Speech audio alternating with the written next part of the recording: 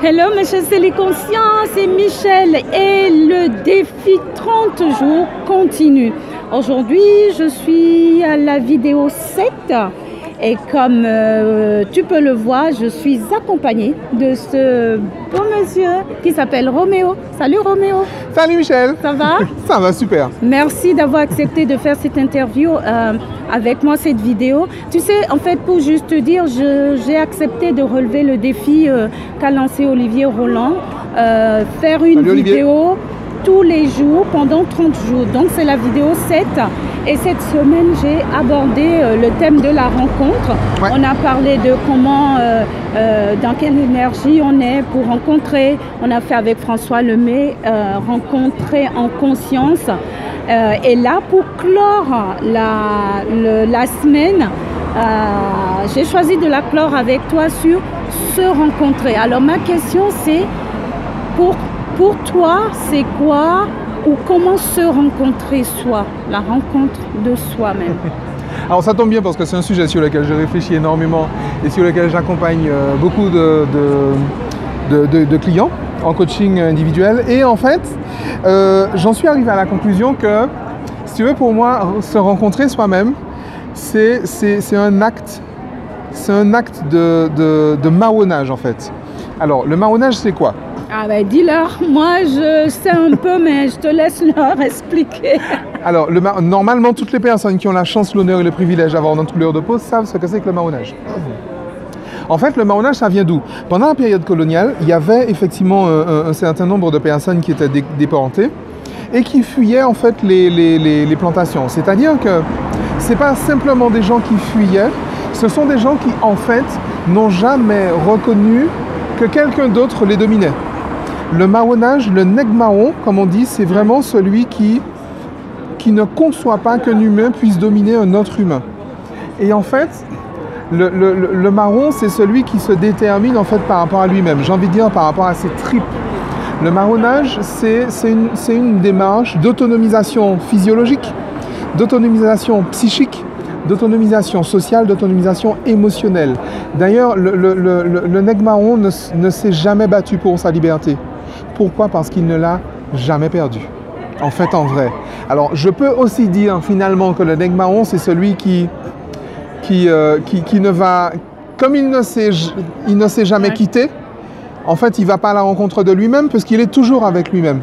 Et en fait, c'est véritablement ça. C'est-à-dire que pour moi, le marronnage, c'est vraiment, pour employer des termes peut-être un peu plus neuroscientifiques, un peu plus coaching, un peu plus développement personnel, je dirais que se rencontrer soi-même et donc marronner, c'est découvrir son système de valeurs, c'est choisir son système de valeurs et intégrer et préférer son système de valeurs à quoi que ce soit d'autre. C'est vrai que tous les êtres humains qui naissent sur cette terre naissent avec une dépendance physiologique totale, mais une autonomie psychique totale. C'est-à-dire qu'on est tous uniques. Maintenant, on doit, pour survivre, s'adapter à notre environnement. Absolument, ouais. Donc, on s'adapte au message culturel, au message éducatif, au message philosophique, au message religieux, aux messages commerciaux.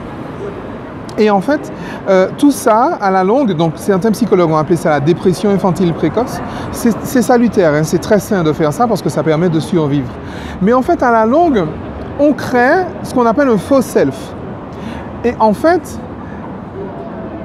pour moi, devenir adulte, s'émanciper, c'est justement prendre déjà conscience de ce faux self, non pas le rejeter, mais en prendre conscience et mesurer l'écart entre le faux self et le vrai soi. Alors, donc oui, juste pour faux self, tu veux dire le faux soi, quoi. Enfin. Alors, le faux self, en fait, c'est un personnage fictif, c'est un personnage superficiel et c'est un personnage suradapté que l'on crée suite justement à cette dépression infantile précoce.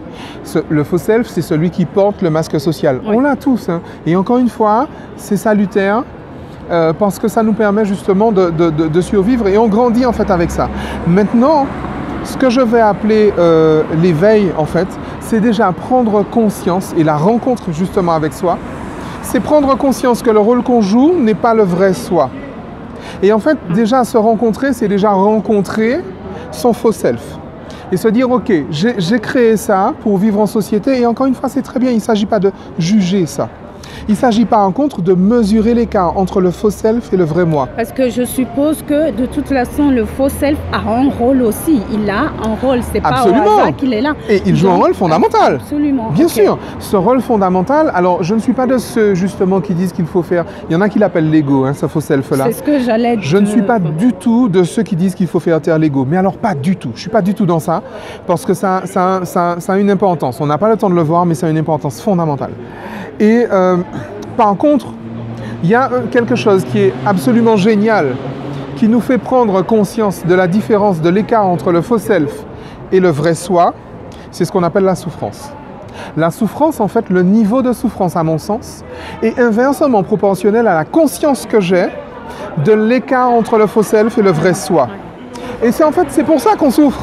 Et je l'ai découvert précisément et modélisé même dans le cadre de l'accompagnement des relations toxiques, des personnes en situation de relations toxiques, perversion narcissique, etc.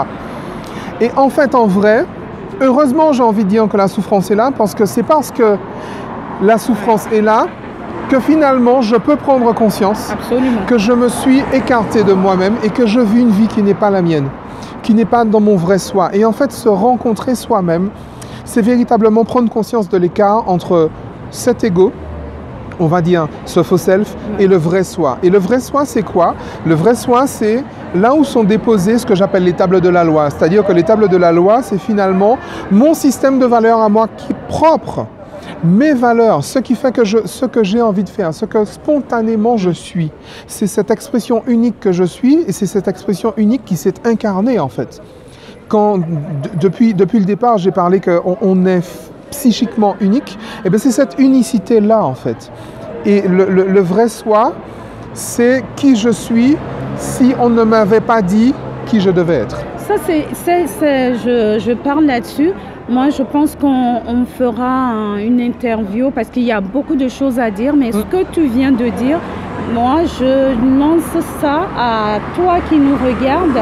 Pose-toi cette question. Qui je serais si on ne m'avait pas dit qui je devais être. Voilà. Et partage dans les commentaires. Je vais le faire aussi. Je trouve que c'est waouh. Tu vois, je vais me poser. Je vais le faire. Donc, qui je suis si on ne m'avait pas dit qui je devais être. Et voilà, je pense qu'on va... Mes chers Céliconscients, la question, moi, c'est bon, j'ai ma dose là. Je pense que je savais qu'il allait envoyer du lourd. Mais enfin, bon, voilà, moi, je t'invite à réfléchir à cette question, à commenter. Et dis-moi aussi, c'est quoi pour toi se rencontrer? Parce que tout le propos ici, c'est d'abord se rencontrer soi et aller à la rencontre de l'autre. Se rencontrer quelque part, c'est rencontrer l'autre aussi, étant donné que nous sommes tous des êtres humains. On est d'accord, on est d'accord. Et une relation saine, c'est justement une relation entre deux personnes qui se sont rencontrées soi. C'est pas beau ça, c'est le mot de la fin. Là-dessus, sur ce, on va vous laisser, on a faim, on va aller dîner. Ça fait 3 jours qu'on